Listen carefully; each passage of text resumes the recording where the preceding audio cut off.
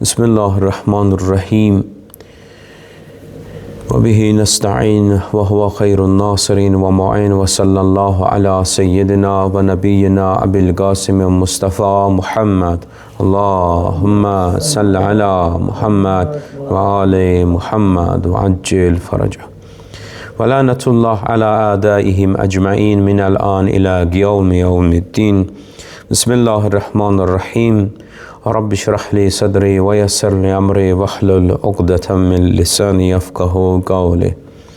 Allah'ın salamı, bərəkəti və məğfirəti olsun pak əhl-i beytinə və siz dəyərli əhl-i beyt aşiqlərinin üzərinə. Cümə gününüz mübarək olsun. Allah təbarək və teala bu cümlələrdə Mövlamız sahib ələsr vəl zaman əccələ Teala fərəcəh-ü şərifin zuhurunu təcil eləsin. Əzalı cümlədir. Bu cümləmizdə Seyyidətil Nisa'il Aləmin olan Həzrəti Xanım Fatimə-i Zəhra Salamullahu aleyha anamızın hüzünlü şəhadət günlərinə təsadüf eləyir. Bu şəhadət günləri, bu qəmli günlər münasibəti ilə başda Həzrət Rəsulullah sallallahu aleyhi və aleyhi və səlləm olmaqla, İmam-ı Zaman ağa olmaqla siz əzizlərimizə, Əhl-i Beyt aşiqlərinə təsliyyət ərz eləyir, baş sağlıq veririk. Dəyərli möminlər, dəyərli müsəlmanlar, bugün sizlərlə bölüşmək istədiyim mövzu Allahın Rəsulu Həzrəti Peyğəmbər sallallahu aleyhi və aleyhi və səlləm buyurur ki, Cəbrail Əmin aleyhissalam nazil oldu və mənə Allahdan belə bir xəbər gətirdi. Həzrət Cəbrail buyurur ki, ya Peyğəmbər, Allah təbarək və teala sənin ümmətinlə 7 dənə müqavilə bağlayıb. 7 müqavilə bağlayıb ki, o müqavilə, o əhd davam eləyir. Yəni, o müqavilə, o əhd elə bizlə bugünkü gündə də davam eləyir. Həzrət Rəsulullaha çox təəccüblü gəldi, sual elədi ki, o müqavilə onlar nədir, ərz eləsin. Həzrət Cəbrail buyurdu ki, Allahın birinci müqaviləsi, birinci əhdi ümmətinlə budur ki, əgər sənin ümmətin mənə itaət etsələr, günahkar olsalar, belə mən onların günahlarını bağışlayaram. Dəyərli möminlərin xidmətinə ərz eləyim ki, Allah təbarək və tealaya ibadətdən əlavə də itaət lazımdır. O cümlədən Allah Teala özünə, Peyğəmbərə və əmr sahiblərinə itaət etməyi də vacib eləyir. Allah Teala Nisa surəsinin 59-cu ayəsində buyurur ki, Bismillahirrahmanirrahim. Ya eyyuhəl-ləzinə əmənu ati'ullah və ati'ur rəsulə ulul əmri minkum. Buyurur ki, Allaha itaət edin və onun Peyğəmbərinə itaət edin və əmr sahiblərinizə itaət edin. Allah itaəti o qədər önəmli qılır ki, o qədər önəmli bir əməl kimi görür ki, Allah şeytana lənət eləsin, baxıb görərik ki, şeytan məlun 6000 il axirət ili bir rivayətə görə ki, axirət ili Allaha ibadət elədi, hətta mələklərə pişnamaz idi, irəldə dayanırdı. Və o 6000 il ərzində mələklərə Allahın əzəmətindən, Allahın tövhidindən danışırdı, Allahın əzəmətindən danışırdı. Elə bir varlıq idi ki, ibadəti zat hamısı yerində idi. Şeytan niyə lənətləndi, niyə Allahın o yüksək məqamından qovalandı? Təbii ki, biz hamımızın bildiyimiz budur ki, bu tərəfidir ki, şeytan təkəbbürlü elədi, Həzrəti Adəmə səcdə eləmədi. Bu bir tərəfidir. Əsl tərəfi nə idi? Əsl tərəfi bu idi ki, Allah şeytana əmr elədi ki, mənə itaət elə, mən nə cür istəyirəm, sən o cür nə əməl elə. Şeytan itaətdən boyun qaçırtdı. Bugünkü gündə də əgər biz Allaha ibadət eləməyimizlə yanaşı itaətimiz də yoxdursa da, bizim əməlimiz bizi bir yerə götürməyəcək, bir yerə çatdırmayacaq. Hədəfdən biz yayınacağıq, hədəfə gedib çata bilməyəcəyik. Ona görə əgər istəyiriksə də bizim ibadətimiz bizi bir yerlərə aparsın, gərək Allaha itaət eləyək. Özü əmr eləyir, Qurani Kərimdə deyir, ey iman gətirənlər, ya eyyuhəl-ləzinə əmənu atiullah, deyir, Allaha itaət eləyin, ibadətlə yanaşı itaət də lazımdır. Və buyurur ki, və atiur rəsul və ulil əmri minkum, deyir, Allahın Peyğəmbərinə də itaət eləyin və sizin üzərinizdə əmr sahiblərinə. Səhabələr sual verdi, ya Rəsulallah, bu ayəni başa düşdük, Allaha itaəti başa düşdük, Peyğəmbərinə, yəni sizə itaəti başa düşdük, bəs əmr sahibləri kimlərdir? Həzrət Rasulullah buyurdu ki, əmr sahibləri mənim əhl-i beytimdir, 12 imamdır əmr sahibləri. Gərək onlara da itaət eləyək. Gərək onların da itaətində olaq ki, bizim əməllərimiz bizi ali hədəflərə çatdırsın. Şeytan məlun bilirsiniz Allaha nə dedi? Çox maraqlı bir, orada Qurani Kərimdə, ayələrdə Allah Teala bu əhvalatı danışır. Necə şeytan itaətdən çıxdı? Bax, buna diqqət yetirək.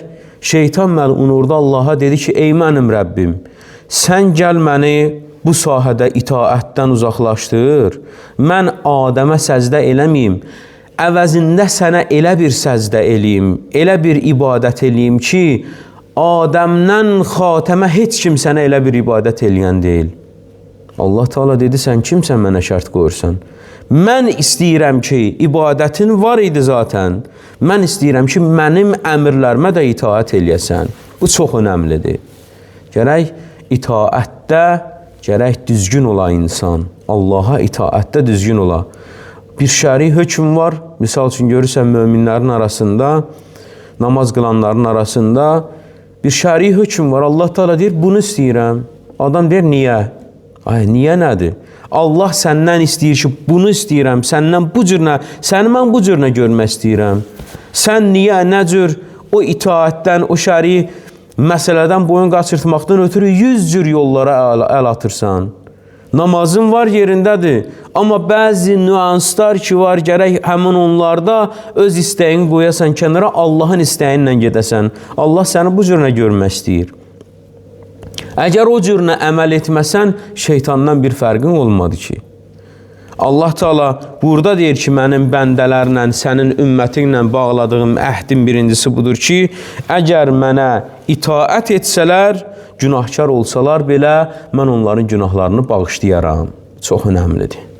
İkinci, Rəsulullahın ümməti ilə bağladığı əhd budur ki, bir daha günah etməməkləri üçün tövbə etsələr, onları anadan təzə dünyaya gələn körpə uşaq kimi paşlayaram, günahlarının hamısını silərəm. Deyir, əgər bəndə həqiqətən gələ tövbə eləyə, kişi kimi, mərdi-mərdanə tövbə eləyə, deyə ki, Allah, mən bütün günahlarımdan tövbə eləyirəm, səndən əfv diləyirəm, bağışlanmaq istəyirəm və həmin o tövbəsində sadiq ola. İnsan o tövbəsini pozmuya. Deyir, əgər o tövbəsində sadiq ola, tövbəsini pozmuya, mən onu yenicə dünyaya gəlmiş uşaq necə məhsum olar, necə pak olar, günahsız olar, deyir, mən o cürünə onu paklayaram. Allah Təbarək və Teala bu barədə buyurur ki, Qurani Kərimdə Nur surəsinin 31-ci ayəsindədir. Bu ayənin sonundadır. Buyurur ki, və tubu ilallahi cəmiən əyyuhəl müminun ləalləkum tuflihun. Deyir, ey möminlər, hamınız bütün cəhətlərdə Allaha tərəf qaydın. Allaha tövbə eləyin ki, bəlkə nicat tapdınız. Bizim qurtuluşumuz, bizim nicatımız, bizim həyatımızın bütün nizam-intizamı tövbədədir. Bir çox ariflərin yanına gediblər, mənim əzizlərim, böyük məqam sahibi, bəsirət sahibi, sahibi nəfəslərin yanına gedibdilər. Sual veriblər ki, biz filan hacətimizi istəyirik ki, müstəcab olsun, nə iş görək? Həmin alim, həmin arif deyir ki, gedin tövbə eləyin. Filan problemdən nicat tapmaq istəyirik, problemlərimiz var, müşküllərimiz var, ondan necə nicat tapaq, necə qurtulaq, hansı dua eləyək, hansı dəstur əməli eləyək, icra eləyək, deyir, gedin tövbə eləyin. Tövbə həqiqətən bütün bağlı qapıların kilidinin açarıdır. O bağlı qapıların açarıdır. Tövbə, əgər tövbə olarsa da, əgər üstündə davamlı olarsa da, tövbə həqiqətən insanı çox ali hədəflərə çatdırır.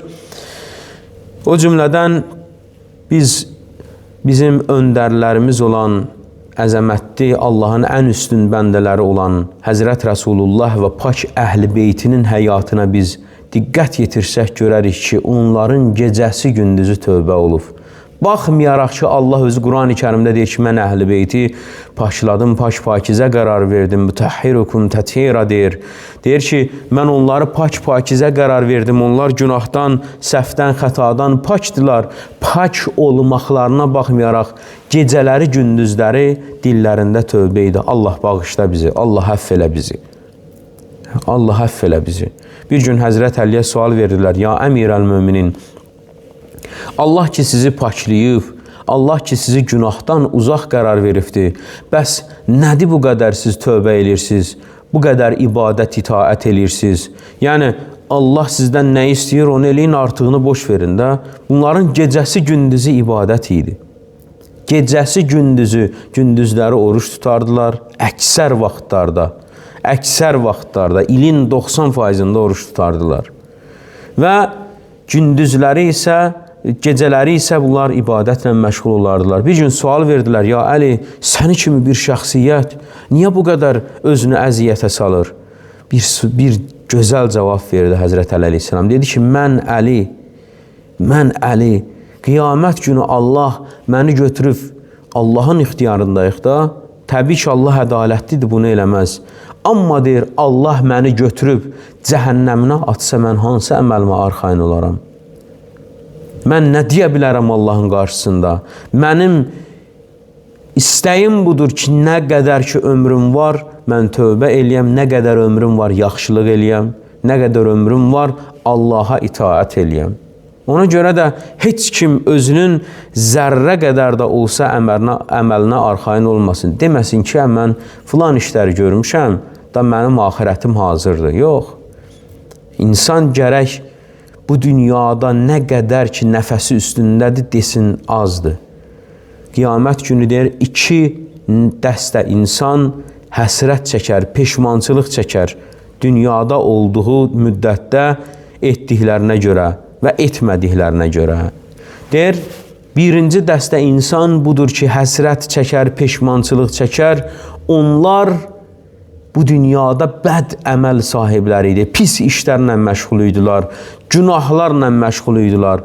Onlar peşmançılıq içərisində olar ki, biz ey kaş bu günahları eləməyəydik, ey kaş bu işləri görməyəydik. Və ikinci dəstə insan da möminlərdir ki, qiyamət günü həsrət çəkərlər. Deyərlər, ey kaş bizlər, misal üçün gün ərzində filan qədər namaz qılmışıq, ey kaş bunu 3 misli, 4 misli, 100 misli bərabərində namaz qıləydik. Bizlər təkcə Ramazan ayında oruç tutmuşuq, ey kaş ilin filan məxsus vaxtlarında ey kaş oruç tutoyduq. Ey kaş filan kəsə daha çox yaxşılıq eləyəydik, deyir. 2 dəstə insan Allahın huzurunda həsrət çəkər ki, mən dünyada olanda ey kaş bunları eləməyəydim. Bəziləri də deyər, ey kaş əməl eləmişəm, az eləmişəm. Allahın bu qədər rəhməti, Allahın bu qədər kərəm lütfü var. Mən bunun qarşısında xəcalət çəkirəm. Mənim əməlim azdır, Allah gör mənə nələr verib. Bu şeylər var. Və buyurur ki,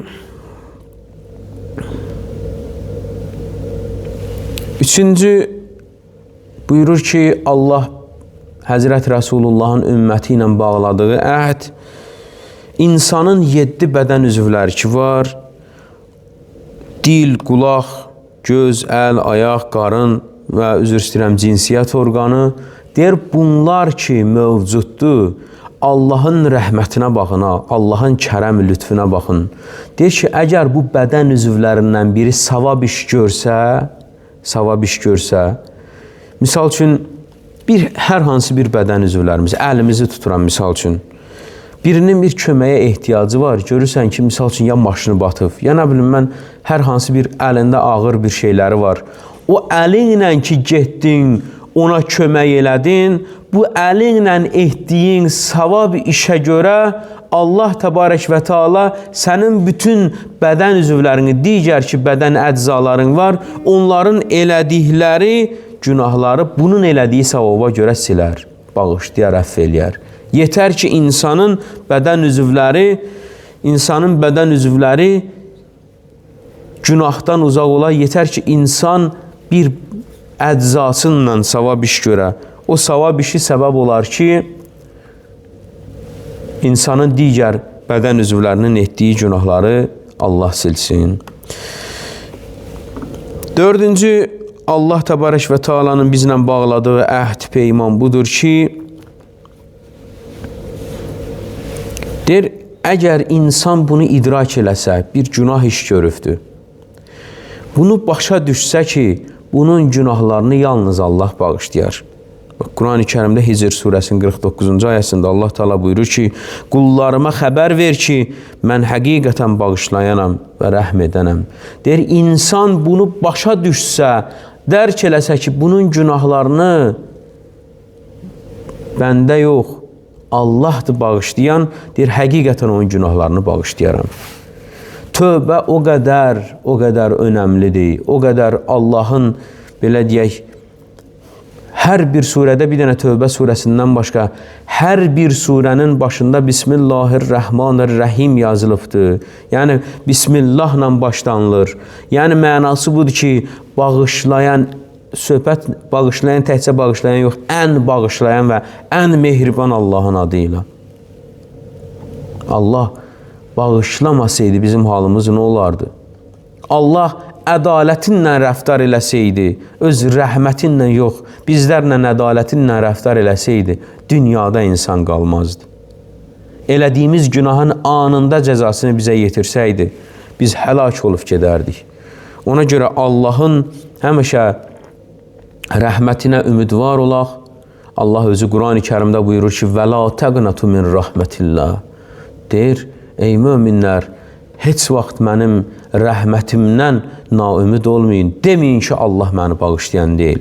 Bunu həmişə özümüzdən mələkə eləyək, qulağımıza sırğa olsun ki, Allah həmişə bağışlayandır. Təbii ki, bu da bizdə arxayınlıq yaratmasın ki, Allah bağışlayandır, gedim günah eləyim. Yox, bu cürünə yox. 5-ci, Allah təbarək və Teala'nın 5-ci bizlə bağladığı əhd budur ki, insanlar bəzən çirkin işlərlə məşğul olur, bəzən günahlarla məşğul olur. O günahların səbəbində Allah ona xəstəlik verir ki, o günahlardan paklansın, o çirkin işlərdən uzaq olsun. Bu, Allahın bəzən bir lütfüdür. Tək insan bunu dərk eləyə. İmam Cəfər Sadiq əleyhissalamdan bir dənə hədis var. Deyir, təəccüb eləyirəm o adama ki, yüngül xəstəliklər ona baş verib. Misal üçün, qripdir, müəyyən bir şeylərdir da, müəyyən bir yüngülvari xəstəliklərdir. Buna baş verib, bu da Allahdan şəfa istəyir. Deyir, mən təəccüb eləyirəm o adama. Deyir, Allah əslində sənə bir lütf eləyib, sənə bir neymət veribdir. Sənin xəstə olmağın, necə ki, indi payız fəslindəyik, payız fəslində ağaçların yarpağı başından tökülür yerə, deyir, günahlar xəstə insandan o cürünə yerə tökülər. O cürünə aradan gedər onun günahları. Deyir, təəccüb eləyirəm o adama, xəstədir, Allahdan şəfa istəyir. Əslində onu özünə bir fürsət bilməlidir. Və Peyğəmbər Əkrəm sallallahu aleyhi və aleyhi və səlləm buyurur ki, göydən yağış göyün üzünü saflaşdırıb təmizlədiyi kimi, yağış yağanda bilirsiniz də, yağış yağanda, qar yağanda, göydən ki yağış yerə enir, səmada nə qədər çirkli bakteriyalar, nə qədər misal üçün insana zərərli olan, haviyə zərərli olan nələr var, yağışdır, ondan sonra qardır yağanda, onları təmizləyir, hamısını aradan aparır. Deyir, günahların da təmizləmə vasitəsi insan xəstə olanında, xəstəlik vaxtında sağaldığı zaman Allah onun bütün bədənindəki günahlarını təmizləyər aparar. Bütün mikrobları, bütün zəif nöqtələri bədənindən təmizləyib aparar. O qədər önəmlidir, insan gərək bunu qənimət bilə. 6-cı, Allahın bizlərlə bağladığı əhdi budur ki, Allah yayda istilik verir. Görürsünüz də yayın belə deyim xüsusiyyəti budur ki, havalar isti olar. Qışda isə soyuqluq verir. Və başqa fəsillərdə də hərəsinin özünə məxsus iqlimi var, özünə məxsus havası var.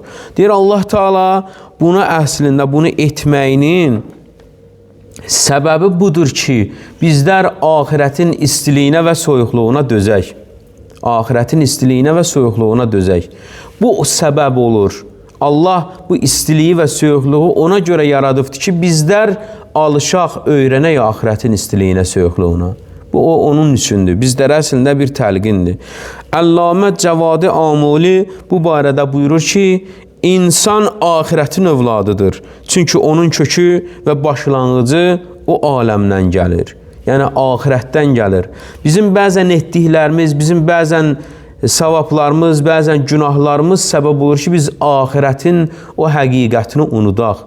Axirətin o həqiqətini unudaq ki, o axirətin biz hardan gəlmişik, hara gedəcəyik, onu başa düşməyimiz üçün Allah Teala bizlərə bir çox nişanələr qoyub, bir çox nişanələr yerləşdiribdir ki, gərək insan onlara agah ola, onlardan xəbərsiz olmaya. O səbəb ola ki, insan axirətini yada sala. 7-ci və sonuncu Allahın bizlərlə bağladığı əhd isə budur ki, Allah Teala buyurur, mən bəzi aylara və bəzi məxsus günlərə dəyər vermişəm. Hər bir ay, hər bir gün Allah üçün dəyərlidir, söhbət yoxdur. İnsanın məqamının ali olması üçün, inkişaf etməsi üçün, savab əldə etməsi üçün, günahlarının bağışlanması üçün məxsus aylar, məxsus günlər təyin eləmişəm, deyir. Misal üçün, Rəcəb ayı, Şaban ayı, Ramazan ayı Allahın sevdiyi, bəyəndiyi məxsus aylardandır. Və Allahın bəyəndiyi məxsus günlər, gecələr var. Onlar misal üçün Qədir gecəsidir. Allahın bəyəndiyi, sevdiyi, seçdiyi günlərdən biri də misal üçün nədir? Cümə günüdür və başqa günlər ki var. O günlər əslində bir vasitədir. O günlər əslində bir kərəmdir, bir Allahın lütfüdür ki, gərək insanlar o günlərin həsrətində olalar. O günlərin gəlişi üçün fürsət qollayalar ki, Allah onların məqamını yüksəltsin. Allah onları inkişaf eləyən bəndələrdən qərar versin. Allahdan arzum budur ki, Allah ki bizlərlə bu qədər əhd bağlayıb, bu qədər fürsətləri bizlərə veribdir, Allah bu əhdinə sadiq olanlardan qərar versin hər birimizi. Allah dünya və axirətdə bizləri Quran və Əhl-i Beytdən ayrı salmasın. Mövlamız sahib əsr və zaman Əcəlallahu Teala fərəcəhu şərifin zuhurun təcil eləsin inşallah. Muhammed və alim